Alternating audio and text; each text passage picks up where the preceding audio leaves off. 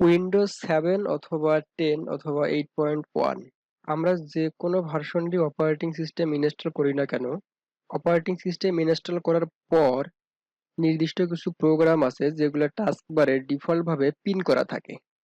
আর তার মধ্যে file explorer থাকতে পারে, তারপর একটা ব্রাউজার থাকতে পারে, ইন্টারনেট এক্সপ্লোরার মাইক্রোসফটের, অথবা আরো অন্য কোনো প্রোগ্রাম। তো সমস্যাটা যেটা হচ্ছে যে আপনি যদি উইন্ডোজের সেই পিন করা ফাইল এক্সপ্লোরারে ক্লিক করেন, তাহলে মাই ডকুমেন্টস, লাইব্রেরি অথবা রিসেন্ট যে অ্যাক্টিভিটিস গুলো আছে আপনার, সেইগুলো ওপেন হয়। আমি একটু ক্লিক করে দেখাচ্ছি। এখানে দেখেন, এখানে আমার আরো বেশ কয়েকটা প্রোগ্রাম পিন করা ছিল, আমি সেগুলো আনপিন করেছিলাম। এখন শুধুমাত্র ফাইল এক্সপ্লোরারটা পিন করা আছে। তো আমি এখানে একটু ক্লিক করে ওপেন করি। দেখেন, এটা কিন্তু আমার মাই ডকুমেন্টসে নিয়ে এসেছে আমাকে। তো আমি এইটা চাচ্ছি না, আমি চাচ্ছি যে সে আমাকে এখানে ক্লিক করার পরে আমার যে কম্পিউটার আছে, কম্পিউটারে ক্লিক করার পরে যেটা ওপেন হয় আমাকে এখানে নিয়ে আসবে। তো এই সমস্যাটা উইন্ডোজ 7 এর পাশাপাশি উইন্ডোজ 10 এও কিন্তু আছে। আমি আপনাকে আর একটু দেখাচ্ছি সমস্যাটা।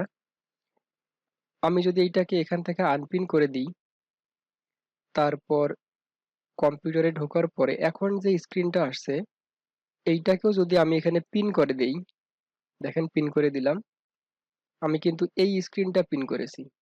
এখন যদি কেটে দিই, দেওয়ার পর তারপরেও যদি আমি এখানে ক্লিক করি, দেখেন সে কিন্তু আমার দিস পিসি বা কম্পিউটারে ঢোকার পর যে স্ক্রিনটা আসে সেখানে কিন্তু নিয়ে আসেনি। সে আমাকে ডিফল্ট তার আগের যে জায়গাটা আছে, এখানে আমার ক্ষেত্রে মাই ডকুমেন্টস, তো আপনাদের ক্ষেত্রে লাইব্রেরিও হইতে পারে বা কুইক অ্যাক্সেসের যে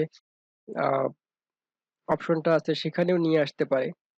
তো এখন কথা হচ্ছে যে আপনি কিভাবে এখানে, অর্থাৎ এই ফাইল এক্সপ্লোরারে ক্লিক করার পরে যেন এই স্ক্রিনটা আসে, এইটা কিভাবে সেট করবেন, আর সেটা আমি আপনাদেরকে আজকের এই ভিডিওতে দেখাবো।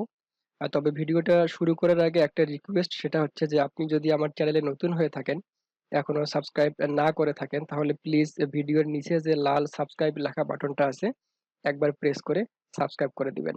তো চলুন তাহলে ভিডিও শুরু করি। তো আমি এখান থেকে এটা কেটে দিচ্ছি।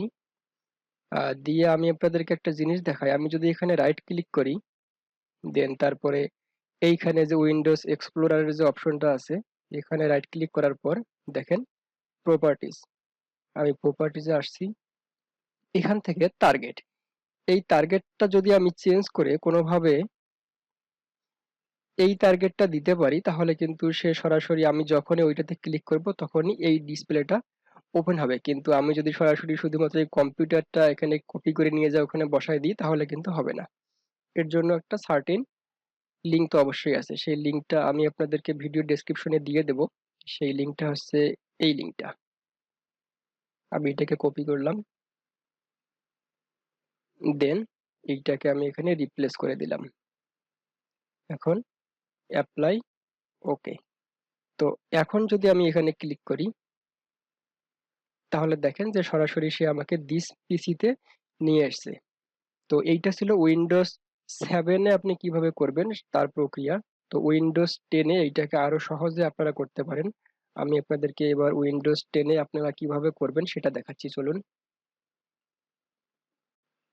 ওকে, আমরা এখন উইন্ডোজ 10-এ চলে আসছি। দেখেন এখানে আমার বেশ কিছু প্রোগ্রাম এখানে পিন করা আছে। এখান থেকে আমি ফাইল এক্সপ্লোরার যেটা আছে এখানে যদি ক্লিক করি, তাহলে সে ডিফল্ট ভাবে আমাকে কুইক অ্যাক্সেস, তো কুইক অ্যাক্সেসে নিয়ে আসছে। আমি আসলে এটা চাচ্ছি না, আমি চাচ্ছি সে আমাকে আমার দিস পিসি এখানে নিয়ে আসবে। তো এখান থেকে এখানে কোনো কপি করতে হবে না কোড, জাস্ট আপনি, ও সরি, আমি এটাতে ঢুকি। তো এখান থেকে দেখেন উইন্ডোজ 10-এ যেভাবে করা লাগবে সেটা হচ্ছে যে আমাদেরকে ফাইল অ্যান্ড ফোল্ডার শেয়ারিং এর যে একটা অপশন থাকে, এখানে ভিউ থেকে দেখেন একদম ডান দিকে অপশন থেকে change folder and search option, তো এখানে ক্লিক করে আপনি এইভাবেও আসতে পারেন, অথবা আপনি কন্ট্রোল প্যানেল থেকেও আসতে পারেন। কন্ট্রোল প্যানেল থেকে কিভাবে আসবেন আমি সেটাও দেখাচ্ছি। আমি কন্ট্রোল প্যানেলে আসলাম। এখান থেকে আসার পর এখানে একটু আপনাকে খুঁজতে হবে এদিক সেদিক। এখানে দেখেন যে ফাইল এক্সপ্লোরার যে অপশনটা আছে, এইখানে আপনাকে আসতে হবে। এখানে ক্লিক করার পর দেখেন সেম উইন্ডো কিন্তু ওপেন হয়েছে। তো এখানে আসার পরে এইখানে দেখেন যে open file explorer to quick access দেয়া আছে, জাস্ট এইটাকে একটু চেঞ্জ করে দিস পিসি করে দিতে হবে। আর সেই সঙ্গে সঙ্গে এখানে দেখেন নিচে একটু দুইটা চেক বক্স টিক দেয়া আছে, এই দুইটাকে একটু কষ্ট করে আনচেক করে দিতে হবে, তারপর অ্যাপ্লাই। ওকে। তো এখন যদি আমি এইটাতে ক্লিক করি, দেখেন সে কিন্তু আমাকে দিস পিসি এখানে নিয়ে আসছে। তো আশা করি এইটা ভিডিওটা আপনাদের অনেকেরই কার্যকর হবে এবং অনেক ভাল লাগবে ভিডিওটা।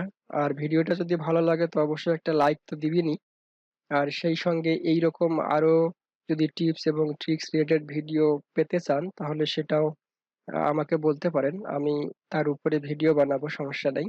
আর যেতে যেতে আপনাদেরকে আরো একটা বোনাস টিপস দিয়ে যাচ্ছি, সেটা হচ্ছে যে আমরা তো এখন শিখলাম যে এখানে ক্লিক করার পর কিভাবে সরাসরি দিস পিসি ওপেন করা যায়। এই কাজটা যদি আপনি কিবোর্ড শর্টকাটের মাধ্যমে করতে চান তাহলে আপনার যে কিবোর্ড আছে সেখান থেকে উইন্ডোজের লোগো সম্বলিত যে কিটা আছে, উইন্ডো কিটা, সেইটা প্রেস করে ধরে কিবোর্ড থেকে যদি ই বাটন প্রেস করেন, আই ই ফর আই, তো আপনি যদি উইন্ডোজের লোগো যে বাটনটা আছে উইন্ডো বাটনটা প্রেস করে প্রেস করেন তাহলে কিন্তু দিস পিসি সরাসরি ওপেন হবে। তো আমি সামনের যে ভিডিওটা নিয়ে আসবো সেটাতে চমৎকার এইরকম কার্যকরী যে আমরা সবসময় ব্যবহার করি, আমাদের সবসময় লাগে, মোস্ট ইউজফুল 5টা কিবোর্ড শর্টকাট থাকবে সেখানে। খুব সম্ভবত 1-2 দিনের ভিতরে এই ভিডিওটা নিয়ে আসবো। তো আশা করি আপনারা ওই ভিডিওটাও দেখবেন। আর এইরকম অনেক সুন্দর সুন্দর কম্পিউটার টিপস এবং ট্রিক্স রিলেটেড অনেক ভিডিও পাবেন। আমার একটা প্লেলিস্ট আছে, আমি সেই প্লেলিস্টের লিঙ্কটা ভিডিও ডেসক্রিপশনে দিয়ে দেবো, আপনারা চাইলে ঘুরে আসতে পারেন। তো ভালো থাকবেন, সুস্থ থাকবেন, আল্লাহ হাফেজ।